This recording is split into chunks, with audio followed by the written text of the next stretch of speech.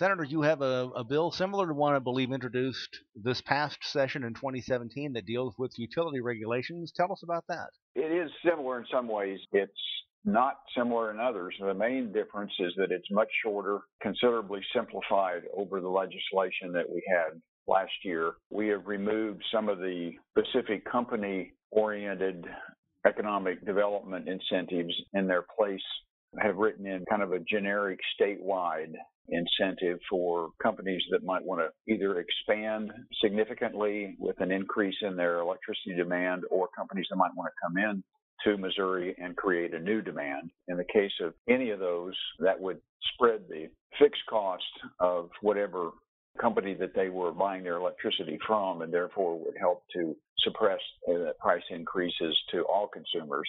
We've also removed some of the other provisions that were kind of extraneous to the fundamental purpose of this, which is to encourage grid modernization and make sure that we address consumer needs for the going future.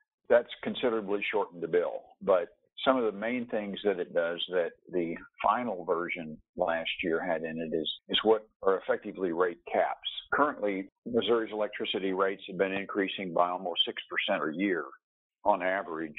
The caps that are built into this bill would restrict that to 3% or less increases, which that doesn't mean there will be 3% increases, but it means that there will not be anything above 3%. And this, as we've talked about before, is one of those issues that the modernization has been needed for some time. We're talking about 100-year-old setups in some cases, and certainly a lot more population pretty much everywhere in that amount of time. Why the pushback against this from the other side? I think it's because there's been a fear and continues to be some concern from consumers, especially commercial and industrial consumers that spend a lot of money on electricity, that the legislation would almost force increases upon them. And of course, they're reluctant to agree to anything that looks like it's going to be an automatic increase. I think what has been significantly further understood this year is that these increases that we've been seeing in Missouri are unacceptable. They're just unsustainable by some of these corporations and companies and even homeowners. A real effort to try to do two things that will benefit everyone. One is to make utility rates more stable, to try to stabilize those so that we're not seeing these big spikes when surprises come or when the finances come in and they're just not what it requires to keep companies in business. And then number two is to make them more predictable. So if we can come up with a plan that provides both predictability and stability, then the corporations are going to be more favorable towards that, and I think the general public is as well. I mean, this year we have at least neutrality, if not support, from some pretty significant groups. Missouri Retailers Association, I think they're seeing the handwriting on the wall in terms of what's going to be required by their members in terms of the kind of power that's delivered and also the way that power is delivered.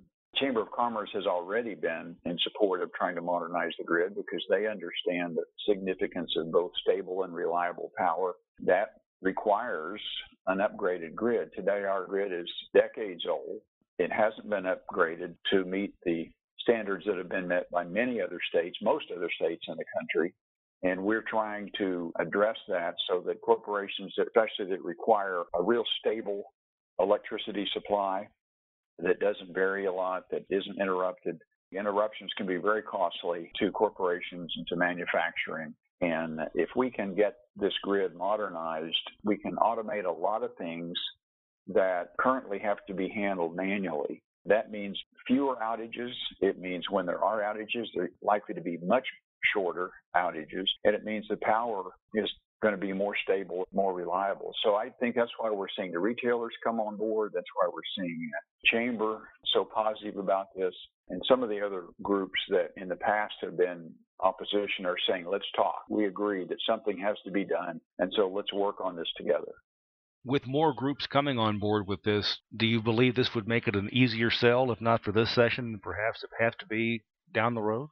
I think it will. The Missouri Grocers is another association that has pretty much come on board at least to say, we agree that we have to do something and let's all work together to get this done. Some of the opposition it's been kind of hard to define the opposition. I've had multiple conversations that haven't really helped me clarify completely what the opposition is, other than just to say we don't need to do this. And that seems to be less and less an option. And so I'm hoping that that opposition will begin to say, all right, well, let's work together. I'd rather work with you to get this done right than just oppose you and maybe be outvoted and not had an influence on it.